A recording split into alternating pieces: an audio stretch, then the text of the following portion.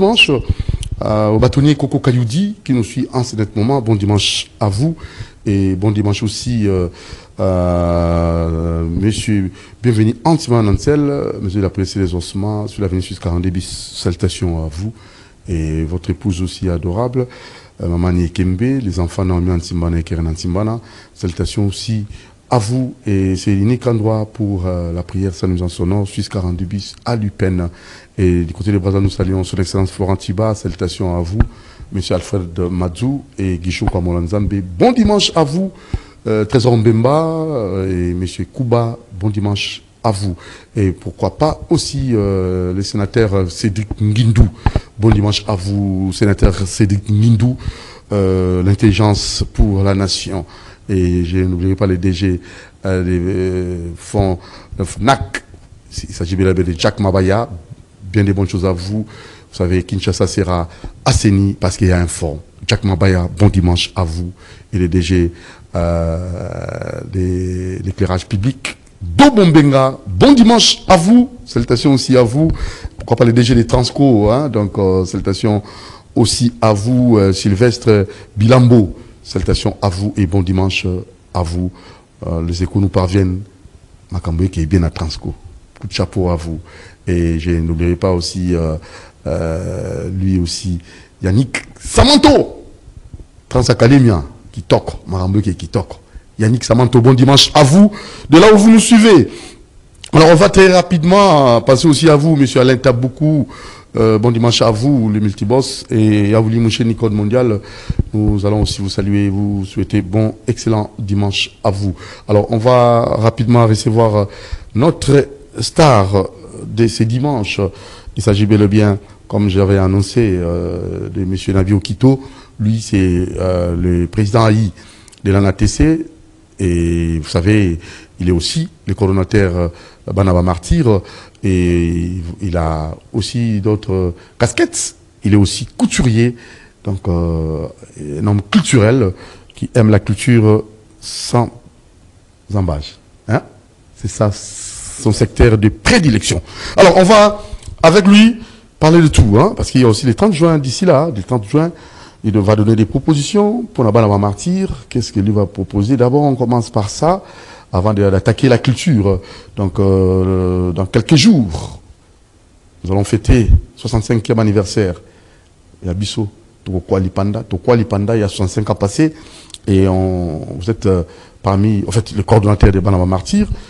Quelle proposition européenne pour le secteur Nabino, pour la Banaba Martyr, les 30 juin, qu'est-ce qu'on peut faire? Qu'est-ce que vous proposez d'abord? Avant de côté ma question, monsieur. Votre micro. Oui, merci Ming merci à tous nos spectateurs et puis tous ceux qui nous suivent. Bon dimanche à tout le monde. Et na pamboli d'abord lundi na bisognos. Puis mbote ebele premièrement na pasteur Nangai na Afrique du Sud, pasteur François Toussumba le Kombe et pasteur Didier Oba. Et Koulouti Abalé qui pasteur Tchalo Kachungai avec Gospel Ramachech, sans oublier pasteur Nangana Kisasa, pasteur Emmanuel Dodi, oui, ils pasteur Mokoyo à Markanga Ming na vie et na Tamboli Pina Makolo na Bango, sans oublier le tout premier pasteur Nangai.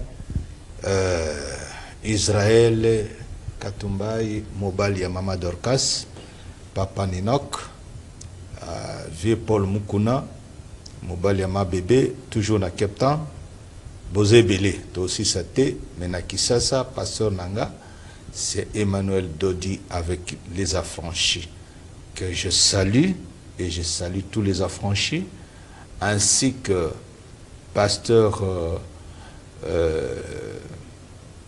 Nabiso, ya famille quoi. Oyo ya bengami na kombo ya Jonas Toko Okoko. Jonas Okoko Toko Tokos bana chango. Ban limité ba bazana église té kana des bonhommes na so de muto de bonhommes assemblée de Christ à place wana. bokote belé bokende place wana église moko kitoko ezali wana na bao bazali mette côté résidentiel c'est 6e avenue un parc résidentiel à côté à centre commercial na limité bozwa église des affranchis avec le pasteur Emmanuel Dodi bon pasteur prophète et pasteur moko azana loboko pété parce que na mona ba pasteur c'est comme bon pasteur en Afrique du Sud pasteur François Toussaint ba pasteur moko ke ayebi pe passer abandi ezate kuyamba kaka mais azongisaka pe c'est la même chanson de la même façon na mona pas ya pasteur Walesa c'est parmi mutosa sakabandimi et tout mon ango Petro na pasteur Emmanuel Dodi aza mutu moko yo azwa kaka te mais azongisaka pe azo salisa bandimi azo sombela bandimi ba voiture azo pesa bandimi ba fidèle ebi ke l'église na ye ils ont un pasteur moko mundimi pas même pasteur mundimi moko a payé don de 1 million de dollars 1 million pasteur Emmanuel Dodi pasteur Walesa na pasteur omususoyo ndeko na biso autotika biso baroti ça va pasteur misanto wana sont des exemples à suivre bayebi pe passer bandimi mundima ko yate kaka vamisa ba pasteur mais ba pasteur pe ba passer bandimi pasteur uzana 5 voitures mais ba proche na ba tambwaga na bakolo c'est pas normal. Moi, dans mon église, je voyais que non, pasteur Azo pesa biso, moi enveloppe biso bateau, tout ça pembe naïe, moi enveloppe boye, donc on se sentir que non, posa au kabezali, mais ce qui est belé au kambapé est belé. Ça c'est mon pasteur Oyabadi Sanga, pasteur François Toussumba. Merci, merci Nabande Konabiso Nyonso, Tuzongi Nabiso, actualité Namboka. Oui, bah, puis mbote, na monsieur Willy Sumbela, Ozolanda parti à commune à Mongafula, Willy Sumbela, Zozan d'émission. Appécion mbote. Bon dimanche à vous, Willy Sumbela. Merci Mingnande Konabiso, Willy Sumbela, to Pession Mbote, Belenzamba Pambola Yusikezali. Alors, très rapidement, la Kenan Nabino, le coordonnateur Abanaba Martyr, le 30 juin, calamité, et comment? Quelle proposition? Bon, proposition, tu peux ça, tu peux répéter quand tu as sous un espoir.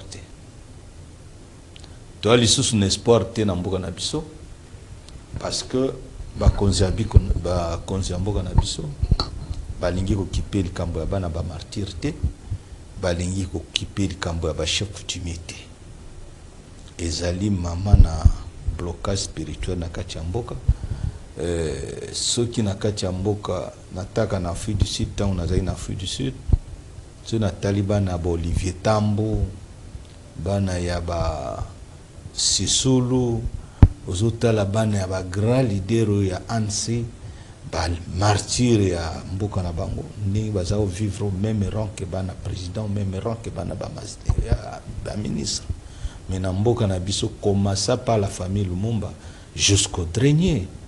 En tout cas, espoir est susté. On a évité, mais espoir est comme mouké. Tu canisi susté, tu l'as trop, tu proposes à cité touristique qui a banaba martyr, tu proposes à identifier biso, famille par famille, ba canisi biso, de façon à attaquer $50 par mois, tout ça quand même. Bancarisation. Moi salaire. Moi salaire qui n'a combo à famille. Bino na kati ya famille liquidateur akiozwa akabina na famille ya bana martyr autant de fois à peu près 5 familles. Bon tobanda d'abord ceux qui 5 familles bo bayiba na mingi mais tobanda d'abord na famille ya mama Kipavita famille ya Simon Kimbangu famille ya pasteur Nabiso prophète Nabiso Simon Kimbangu to na génération Lumumba Tozwa Lumumba Yemoko, Tozui Joseph Okito et Paulo Maurice. Je passe par Koki 5 ou 6. Basé Belé à première catégorie. Et deuxième catégorie? Non, basé dans la première catégorie, Toki na première catégorie, Tozui Ivaris Kimba avec ses 3 ministres. Place au bien à place stade de martyrs ici à l'époque. Si dans les années Toki Ozako c'est à tout moment batalaka likambo bana martyr et comme mani mboka na biso. Oyebi Nzambe, il y a ce qu'on appelle, premièrement, il y avait d'abord le pouvoir de la nature. Parce que biloko wana basenya mingi l'église, il y a pouvoir de la nature. Pouvoir de la nature. Oui, pouvoir de la nature et négociakate. Bon, il y a pardonnagate. Il y a réparaka ce que salimabi. Il y a des cérémonies. Alors pouvoir est Nzambe, il y a mon le père. Pouvoir naie, il pardonne tout et il oublie. Ça, c'est Dieu. Mais si le pouvoir ancestral, oyo ba Nzambe apesa bazala ba kapita ya mabele, ba kengeli ya mabele nde ba chef coutumier. Mais tant que makambo wana ezokokisa mate, eza mwa pasi. Alors, Evariste Kimba na ba ministre na Emisato. Tolongwe wana, les groupes de Bakwanga, ba Elengesa, ba Zuzi, Emmanuel, et ainsi de suite, bah, qui 6.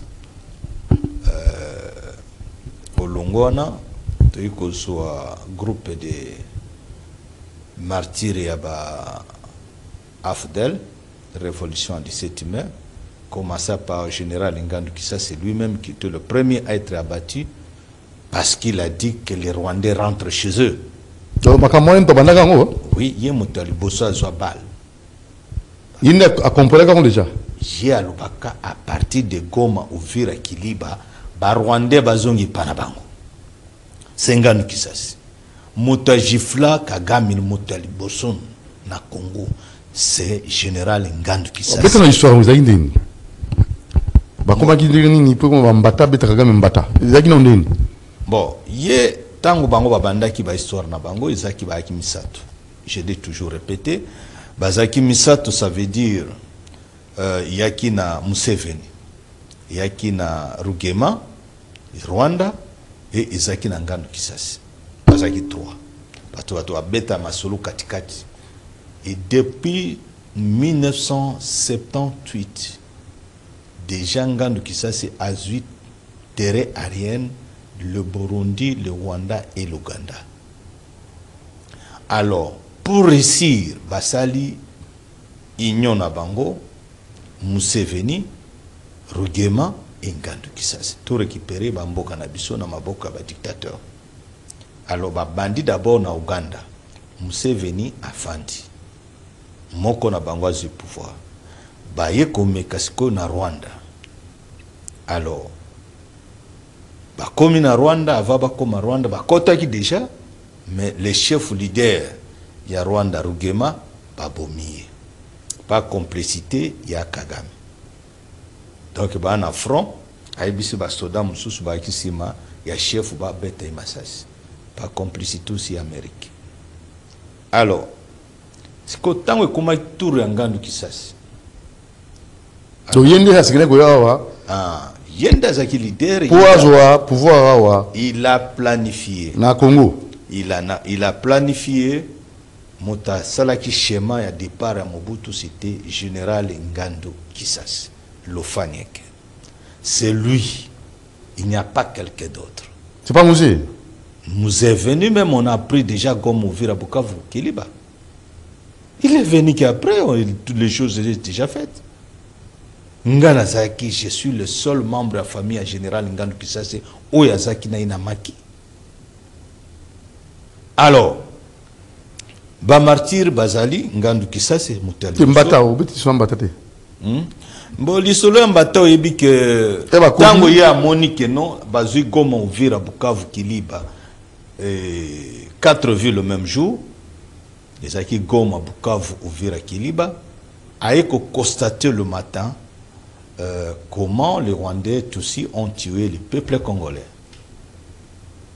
Alors, il a dit, ce n'est pas comme ça qu'on s'est entendu. Ngana Sali Sabino, Museveni, na boma bato na mboka na binote. Na Sali Sabino na Rwanda, na boma ba Rwandete.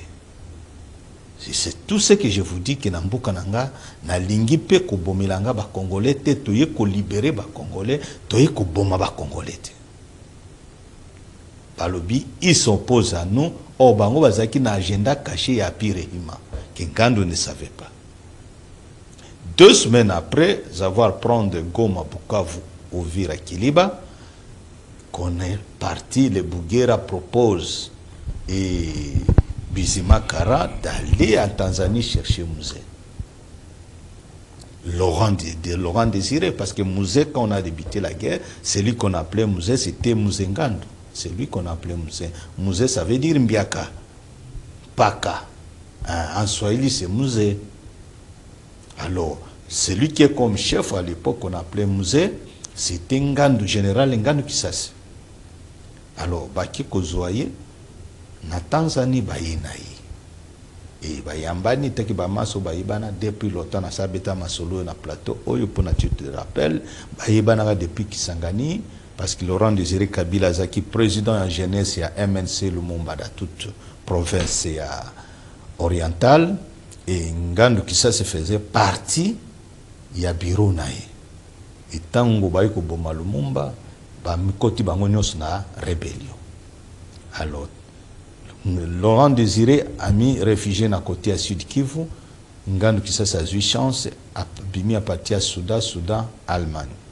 Et à partir de l'Allemagne, ils sont organisés petit à petit pour revenir à changer Mobutu qui, soit disant comme lui disait, qui a tué leur frère Lumumba. C'était la vengeance. Alors, Mukuse a bétaillé Matango a Bengi Alobi, Kagame venait. À l'actionné Babomi les bateaux. La Congolais. Pas Congolais. Au Kagame voulait se faire comme un sabotage. Il dit à Papola Mbata, à quoi il y a 3 mètres. Mbata Kagame a Kimi à quoi? À Bambami 3 mètres. 3 mètres, à Bambami à 3 mètres. Ah, ça c'est l'histoire vraie. Pour Bazalaki, Bayebi. Pour Masolo, l'histoire ne se cache pas, l'histoire est têtue. Bao Bazalaki, Bamonaki, Bayebi. Kaka lisolo tuzolo balelo tilelo que les Rwandais rentrent chez eux. Rwandais rentrent chez eux.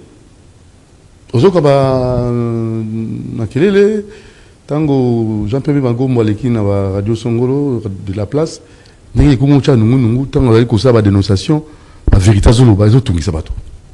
Les abbés Cholé là, ce sont des gens. Et Abbé Cholé doit comprendre une chose. Abbé Cholé, aux un monopole de parole. Et parole n'a eu ali absoluté. Ce qu'on met trop pas que ta parole c'est l'absoluté. Tu te trompes. Tu n'es même pas un chrétien. Nous savons tous actuellement, parce que le monde a évolué, l'Église catholique c'est le représentant du satanisme dans le monde. Nous le savons tous actuellement. C'est trop fort ça. Nous le savons, nous disons la vérité. Vatican, siège international de représentants du satanisme dans le monde. Et l'Église catholique n'a jamais servi Dieu. Comment ça? Ils servent autres personnes que beaucoup déjà ignorent, même les chrétiens catholiques ignorent jusqu'à présent. Vous adorez autre personne que vous ne croyez pas et que vous ignorez encore. Ce n'est pas Christ on adore à l'église catholique. On adore qui maintenant? On adore qui? Ils adorent Satan. Comment ça? Aller au Vatican, il y a beaucoup de chambres cachées, il y a un monde satanique. Il n'y a plus à cacher. Vatican, il n'y a pas, mon frère. On voyait des choses de Dieu. Dieu utilise le sien à qui qu'il veut. Et il révèle. Il inspire. Il montre. Tout ce que je vous disais dans le temps. Aucun Congolais, aucun Africain ne croyait que Jésus était noir. Mais oui. Moi, je vous disais ça ici. C'est l'inspiration, mon frère. Et ce que je vous dis aujourd'hui, Mokolo Vatican et Kozika, je vous dis, les jours-là, ba chambre wana oezana ba secret wana ekozika te, je vous le dis encore aujourd'hui. Nzamba kozikisa ngoma kozikisa Vatican mobimba. Izika comment? Et sandi moko ekoni origine. Parce que vérité za têtu. Tolembi bakosi bato mingi avec qui blanchiment de l'histoire, les imposteurs de l'histoire. Que Jésus-Christ, même ses disciples, même sa mère, même les soi-disant père adoptif, Naye, Joseph, ils n'étaient pas juifs, ils étaient des Africains, ils étaient des Noirs, ils étaient des Noirs bantous. Un jour, tant que tu makambo ye bimi na Vatican, ndenge kumu bimba. Papo ya otokufa, asengai pardon na ba noir te. Na kati ya basal, kuna izana basal mususu ya Marie Noire, o ba adoraka le vrai Jésus noir et les disciples de Jésus noir. Ah, vous avez...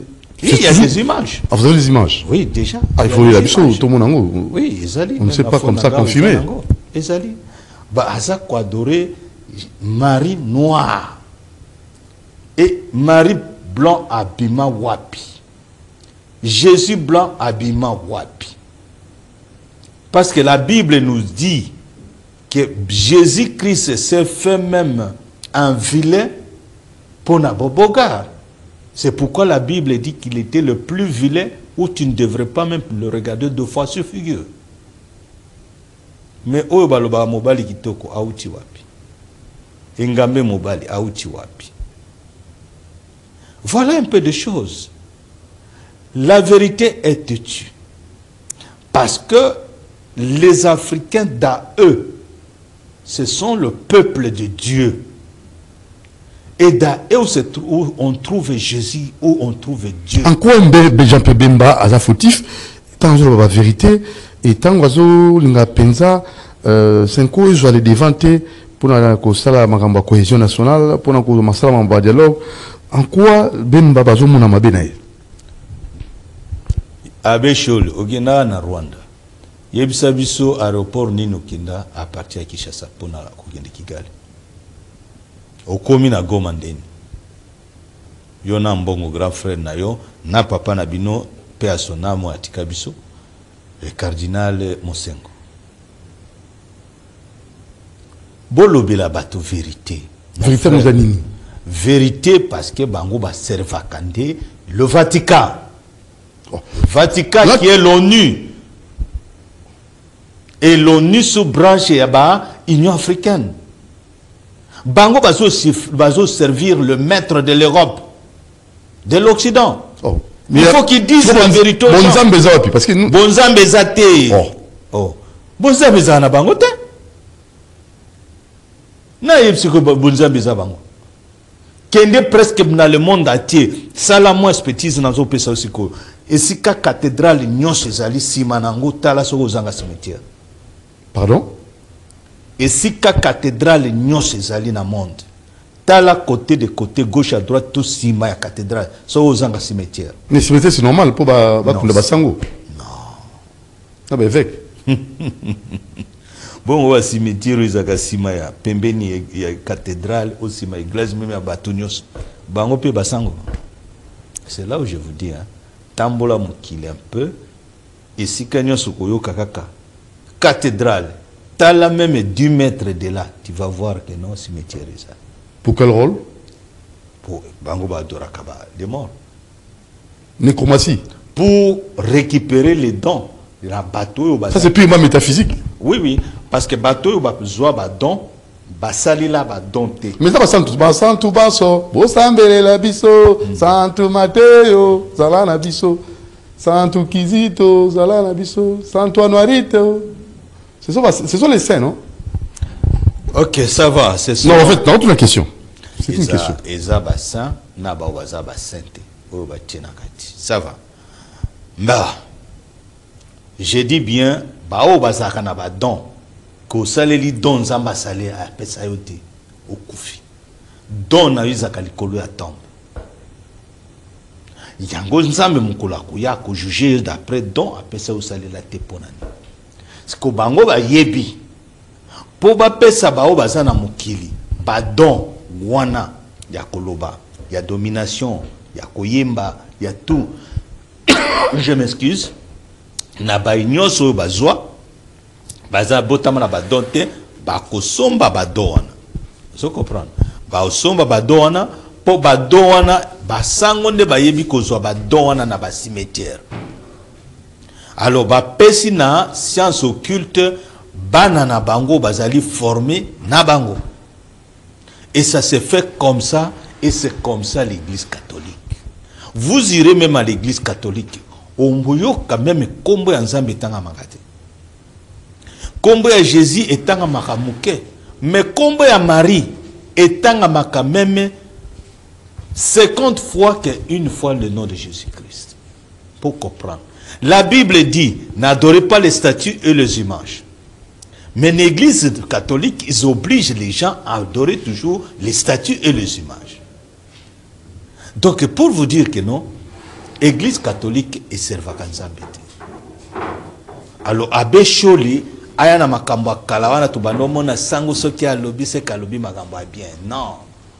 Batu batekela biso mboko yo na ba belge, na ba européen et ça va ça. Donc 65 ans après l'indépendance, le 30 juin, l'église est contribuée de l'autre côté là-bas ba martyr. Yebisanga Laksanga Luka même aux journalistes, c'est le plus grand journaliste na mboko. Dodo Mutiri na ngwa boyebisio. Plateau et bimisi ba twebele. Et bimisi ba député ba ministre ba bimi na plateau. Et belé ba komi ba DG lelo. Ba DG na plateau. Aux grand journaliste à plateau. Papa. Eza pe mamawa.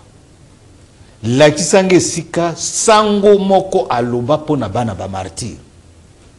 Que organisation moko ba sango balobite biso ba toto te akalilo bananzam.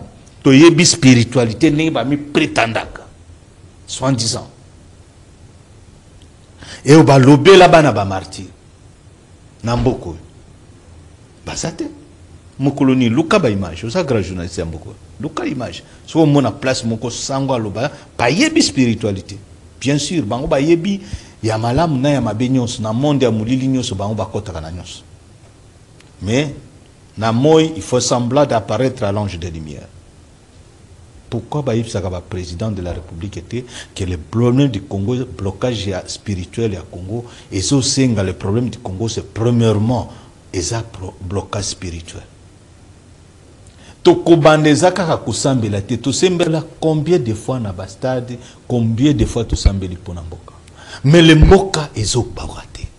Il y a toujours complication, toujours ça quand les tournesols. Ça veut dire qu'il y a quelque chose qu'on ne le fait pas. C'est quoi la chose en question? Il y a des martyrs de ce pays qui ne sont pas atterrés jusqu'à nos jours.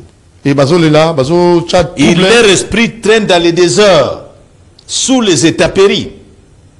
Comme qui, par exemple? Ngandu Kisase. Par exemple. Il y a Vakou Falbaini. Alobaki, Boko Bomane Belé. Bobominga, Bobomane Belé. Voilà, tant que Babomi et pas Kagan. Oui. Alors, Ava Koufalobi, Bobominga. Atali Banga le Boko Koufa Belé Nambo. Liloba na loba. Tilelo, est-ce que qui vous en a peine? Donc il faut réparation. Il faut la réparation. Comment réparer? Il faut réparer d'abord la famille naïe. Gouvernement et Salisi Bisso. To bengi tata mwasi o batikal ba maman o batikal na ba parents o batikal na mboka batikal 2. Ezana matete atikal na mboka. Ezali na papa Dover Tondo batikali 2 seulement au village. Ba kolipé. Maman tété na mini tuazo mona isusu bien tes grande sœur yangandu kisase na grand frère yangandu kisase. Na kanisi bientôt nazo yela obimage bazo préparer vidéo moko kuna bazo tindela biso na oyo olexangwa. Alors vous réparez village. Il faut réparer. Et si il faut qu'il y ait la réparation au pays. Cimetière les aliopi. Nous autres les aliopi yangandu kisase. Ba boma na parc de Virunga. Bakundai wa parc de Virunga bao ba yebi ka ba bomaye bazali. Bazana nous vivons. Bako kende. Basali ba cérémonie. Basali ba cérémonie. Nana basali ma belé ba place wana. Wana yo. Te ndenge ezalaka. OK. Bazui ma belé à place wana. Ba tie na mouchoir ba yiko tia na cercueil ba kundie c'est. Wana apemi na kimia. Apemi na. Ba trouble vous allez. Azui lupango na monde ya ba. Alors à part Ngandu Kisase qui d'autre? À part Ngandu Kisase tozali na ebele bakunda manonerte. Tobana na groupe de stade de martyrs. Evariste Kimba naba ministre nae. faut kunda bango na honneur. Il faut kunda bango na honneur. À part bango? À part bango, le groupe de Lengesa na ba kwanga. Il faut kunda bango na honneur. Il faut kunda bango na honneur. Basimeti. C'est bon, ça Mobutu? Corps Mobutu, il faut ça. Il faut zongao. Je comprends. Donc il y a beaucoup à faire dans notre. Voilà, c'est côté spirituel. Ouais. Alors dis-moi un peu, parce que les spiritualité, tout comme on a ngobouité. Bah fait nango, toi peut-être qu'on ressentir en go. Alors bah quoi on soit na ah passer à Yesu avec la côté avant. Bah on a pouvoir pensa. Bah aussi bah oui, laisser les morts, enterrer les morts, que son âme repose en paix. Et le bami bongo et bah quoi agir dans sens ya ko chamu mbilinga na mitwa batombinga binga mboka. Bah quoi agir ndenge nini? Ah eza pe faute ya ba pasteur tendeko. Les pasteurs se focalisent dans l'enseignement, ils sont limités par l'enseignement. C'est comme la Bible. Bandits spirituels, missionnaires spirituels au Bayanango, ils sont limités de ce qu'on les a appris. Mais quand la Bible est là, et l'Obami Boy, Moïse a tout nié. Nakendo yebisa peuple na yo nini aosola na Nzambe. Va leur dire que je suis Dieu de leurs ancêtres. Dieu de leurs ancêtres. Vous comprenez? Dieu reconnaît les ancêtres. Ça veut dire les morts. Ancêtres, ça veut dire les morts. Donc, généalogie, il faut l'entendre. Oui. Alors, deuxième point. Kombo nini ona ko yebisa bango. Kombo na yo réalisa kanini. Je suis. Va leur dire que mon nom c'est Je suis. Ça c'est Dieu. Après cette mission d'un ange, oya ko libérer bato na péché d'Adam. A bengi ba ange na inyos. Nana ko libérer l'homme dans le péché d'Adam. A l'axi ninge ozala. Mes excuses. Moi kosu. Je déranger biso. Mes excuses encore une fois de plus. A bengi ba ange na inyos. Alexis bango neni nani il faut un saint, pas un saint mais un parfait. Alors oui, natinde beaucoup de prophètes avant vous.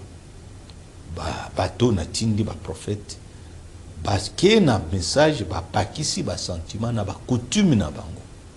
Mais bino ba ange bato bofandi nanga awa na lola. Boyebi nini onga na linga. Maintenant, il faut moko na bino akende ko libérer l'homme dans le péché dedans. Ah, monsieur Aliboso, enseigner la bonne parole. Bonne nouvelle. 2. Accepter de se sacrifier pour purifier les péchés d'Éden. Pas imparfait. Imparfait, c'est un ange. 3. Vous allez aller au-delà. Prêcher les morts. Mission, ils ont 3 points. Prêcher les morts. Prêcher la bonne nouvelle, se sacrifier dans le Golgotha et aller prêcher les morts. Pour ezalate mokolo ya suka que non ngana kufa va Jésus abota otinda Jésus. Na yebi bonne nouvelle na binote. Voyez un peu. C'est pourquoi les 3 jours qu'il a fait au-delà, 1 jour égale à 1000 jours et 1000 jours égale à 1 en Dieu. Vous voyez? Les 3 jours qu'il a fait là, c'était 3 siècles avec qui les morts. Et si na monde à Sali na Bisokaka 33 minutes. Minutes. C'est 33 ans, ils ont 33 minutes. Ndasana bisona mukilo. Tout le Jésus-Christ, il a fait seulement 33 minutes avec nous. Mais c'est le et comment même? Ba yebi ba koli na approfondissement ya parole de Dieu, ba yebi o mamona olopa. Je comprends. Donc Dieu lui-même n'a pas oublié les ancêtres. Il n'a pas oublié. Dans les ancêtres, Dieu ne les a pas oubliés. Et même dans la mission de l'homme qui devrait. Alors pourquoi vous les ancêtres, tout qui me parle n'a pas je me souviens parce que tango kende pour nous nous respecter nos chefs coutumiers, vous en tant que président de l'ANATC, pourquoi nous senga apport na implication na bino na makambo autour na mboka na biso. Ah oui, Bien sûr, tu sais, conclave ya chef coutumier, j'étais inspiré par Dieu que au Congo, il faut d'abord et ça les conclave ya chef coutumier. Conclave ya chef coutumier, ils allaient pour les conférence nationale souveraine ya chef coutumier. Dans d'autres termes, pour que tu comprendre. Ils allaient pour diagnostiquer tous les problèmes qui rangent les chefs coutumiers. Il y a aussi des problèmes. Pourquoi les chefs coutumiers continuent à monde peut-être au Neba Msoua Kanisaka Bandoki? Pourquoi les chefs coutumiers arrivent à ça? Est-ce qu'au début c'était comme ça? Quand Dieu a donné l'autorité aux chefs coutumiers? Parce qu'avant l'église, avant l'écriture, c'était les chefs coutumiers qui les premières autorités que Dieu a établies sur planète Terre. Par lui-même. C'est pourquoi on a bien Bango, élus célestes. Les chefs coutumiers sont des élus célestes. Moutou Oyazan a pouvoir de déplacer montagne. À l'obi nebali. À oui. À l'obi na ma BDP, bon moni fait sur place. Alors, bino sibo, vous savez. Donc, il y a une histoire, il y a un petit frère, papa Koufi, petit frère, un grand frère, Baniba Wila Bokonsi. Kakana, et na lac Maïndombe. Donc, comme on a, délégation, il y a un chef coutumier, Anatissé et Kiti. Il y a l'État à Tindiba. Avec l'expérience, Toyoki Bango, balobi. Ok. Si koyo, oyo nzambe na famille, oyo penza que non, nzambe aloba ke yinda ko hériter après papa. Bolo bani balina bino, tomona. Po ebaliza ya bino test. Histoire de. Histoire ya lobi botala age nanga. Na koti na natissé. Il y a au moins dizaines des années, 15 ans. Très bien. Mais, Oyazaki déjà na bokonzi. Papa lobaki, mwana ya liboso zo mokonzi. Ba notaria ba ikope sa leki alobise leki aza trop social. Conflit côté. Loba balobisi lek Maïndom. Oyazaki na bokonzi na trône na minute wa babi loba na ibale. A lobby. Kimia est le côté. Allez ni exacte que o balobi ba. Après mon sous Aleki. Grand frère Aleki. Alobi ni nebale. Alobi nebale. Namuno kamboka. Namuno kamboka. Alobi bonge allez ni. Vague et boaki ba pasona na libongo. Yoka ba azo boaka paso au-delà il y a 10 mètres. Bato balokoti ba poisson balier. To yebisi ba notaria mboka. Tala mokonzi yo. Bon, vous avez le pouvoir, mais bien sûr ton mboka même tu utiliser en côté. Oui, parce que il y a des moments. Vous avez le pouvoir. Le pouvoir est ali na ba. Vous posez le pouvoir nous avons. Non, moi je suis na Musali Nzambe. Ah, vous semblez pas pasteur Dodi, Emmanuel Dodi. Oui, je suis né d'une famille à chef coutumier. Tout na kouanga na makila na ngati. Mais il y a des chefs coutumiers. Vous comprenez? Ok. Bon, baza na trône na minute na mboka na ngai bazali. Ok. Ngala za presse mais n'attaque 100% makila ba chef coutumier yango na ya kokota na natisi. Ah, nous allons chrétiens. Vous allez élu. Ok. Naïk Ozala investi par 26 provinces du Congo pour exercer le moussala administratif et à chef coutumier pour organiser coutume. Na conclave à chef coutumier tolinga ki tozongela. Pourquoi babenga ba chef coutumier bandoki? Pourquoi bandoki babenga bango bandoki? Ce sont des choses qu'il faut travailler toyeba pourquoi bandoki babanda wapi bakoma wapi. Parce que nous savons que tout ce que Dieu a créé, c'est à l'intérêt de l'homme. Tout est au profit de l'homme. Mais pourquoi l'élo est commis le contraire? C'est que tu deviens, c'est que tu le monde. Et baby. C'est baby si ma kambanza. Pouvoir, c'est là on est ma baie. Il y a ma baie. Pas la développement. Même pouvoir, il y a un zambé de Satan à utiliser pouvoir démoniaque. Oh, le même pouvoir, pas yebi, c'est créé à pouvoir du Saint-Esprit. Au lieu à utiliser dans le malam, à utiliser pour détruire négativement. Il y a un début de force à moulili. Et commis ténèbres, commis qui magie et autre chose. Mais il faut qu'il y ait un conclave. Conclave, c'est tout simplement pour régler le conflit coutumier. Et c'est pour rétablir l'autorité coutumière. Et puis, kozongi sa pouvoir ancestral nenge zalaki na ba chef coutumier. OK. Koyebisa bango ke pouvoir obozaki nango ezalaki pona ko protéger peuple. Au début c'était comme ça.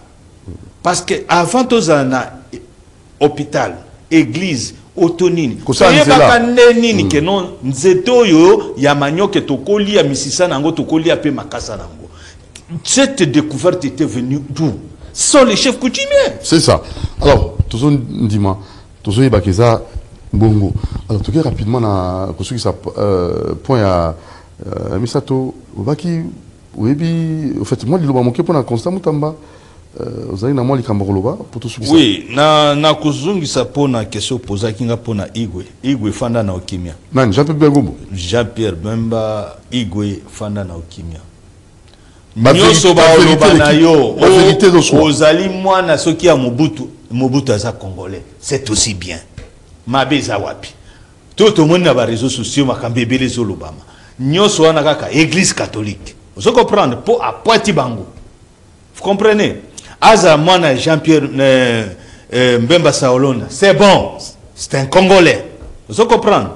Donc fanda na yona kimia komi tungisata mukete. Tellement na position wana ngala za tozaba na ba leader ya mboko yo un baron votre papa si c'est Mobutu c'est un vieux mbiaka ya mboko yo alors moi na Mobutu aza mutu usana na o nyoso bo memaye donc il est toujours pire congolais ba blague na bino Antoine Ngotina te c'est le fils de Bemba Mutamba tolingi bango c'est le fils de Bemba Saolona même de Bemba c'est un congolais. Vous comprenez? C'est un baron Yambokoyo. Dans les villageois, on a besoin de Bamboa ou ça, Bilanga, même un baron na Kinshasa, avec des immeubles partout. Vous comprenez? À Somba, avion, à ça, la compagnie, à Sibé Zahir. Le papa nous a dit, les familles Mobimba, des fois, ta moto à Pamba Bosombate. Les lots par hasard, chasse les Pamba, le papa Wemba, à l'Okomi na Kinshasa, moi, moi, Nini, Oya Osakana, Tokoti na église catholique, moi, Sango, Oya Kofinga Jean-Pierre Mbemba, Yonan. De Bibino originaire, ben infiltré. Beau servir, va mettre na Bini Occident. Parmi les Congolais, où va servir à Batu Libanda, c'est l'église catholique. Il ne faut pas marcher le mot, tout la vérité. On va servir l'Occident. À l'église catholique, ils allaient sous commandement, il y a Vatican. Alors, Toyebi Baje, Congo, alléluia, Congo, à l'obité. Alors, à moi, on a biso. Biso Tolingiye, Yena Mutamba, Tolingiye. Bon, ministre d'État, au Kobenga, il dit petit frère, mais ministre d'État, Kozonga Atasima Mukete. Vous êtes l'espoir de tout un peuple. La justice élève une nation. La vice-premier ministre, hein? Vice-premier ministre. Vice-premier ministre. Non, ça c'est Jean-Pierre Mbemba. Ouais. Mais ministre d'État Costa Moutamba. Voilà Costa Moutamba. Ok. Oui. Costa Moutamba, Kobanga et Loko Tebo Simbanan de Kunao Jean-Pierre Mbemba, Bossa de sa président de la République. Ba Miyibi, ben filtré. Batondi na mboka na biso depuis longtemps. Chef de l'État, toloba terme moko na yawa, toko yungule, toko tamizi.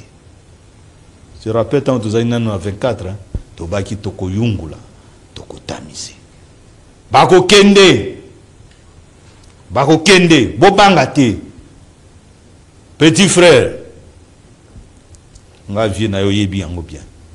Même église, Zisobana, François Toussumba, le Kombe, Maitland, Embassy of Christ, toute église moko.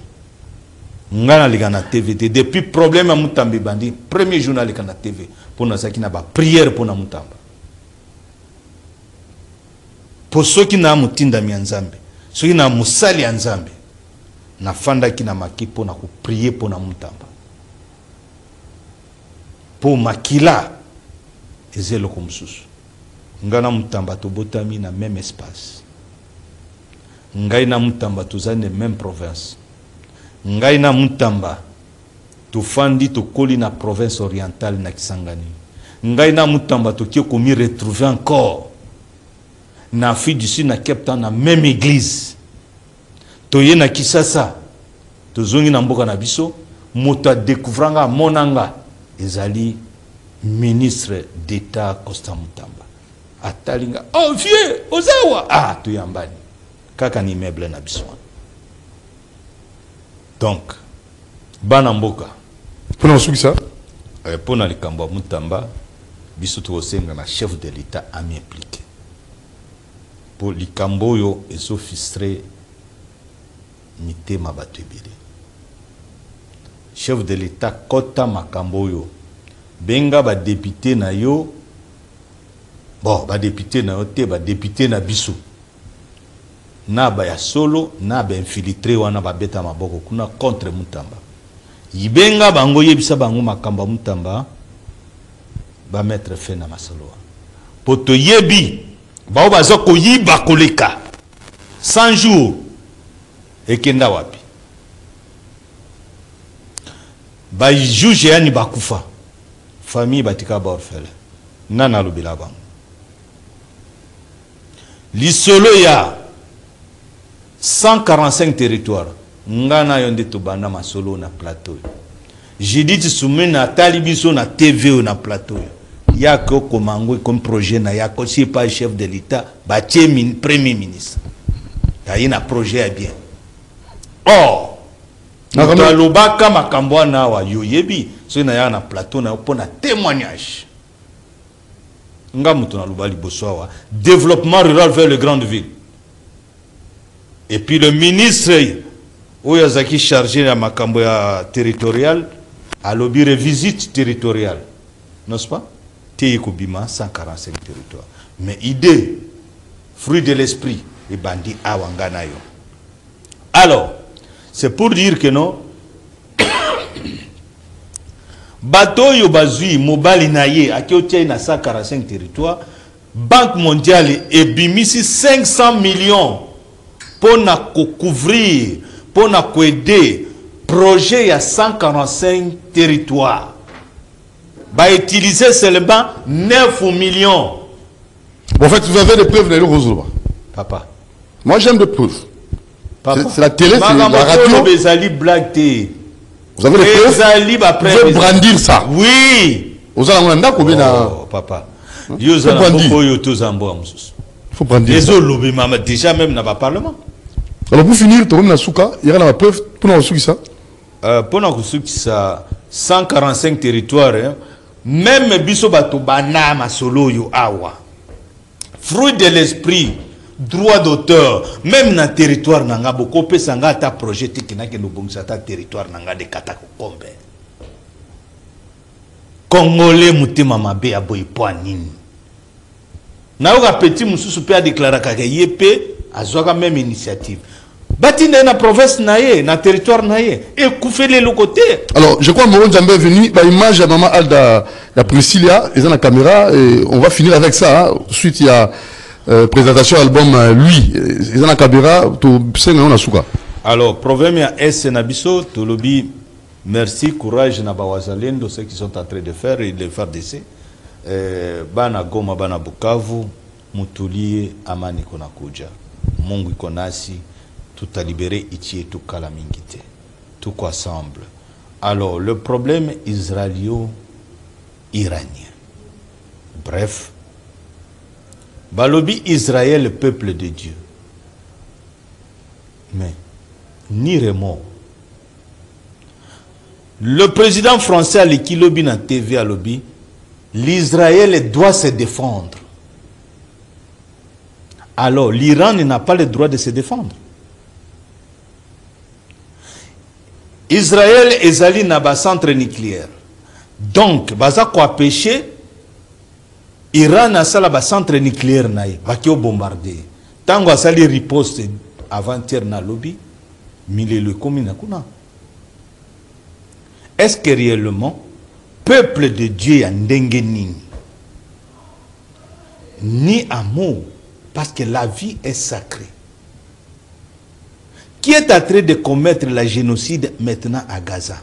ce n'est pas l'Israël. Qui a des centres nucléaires, ce n'est pas l'Israël.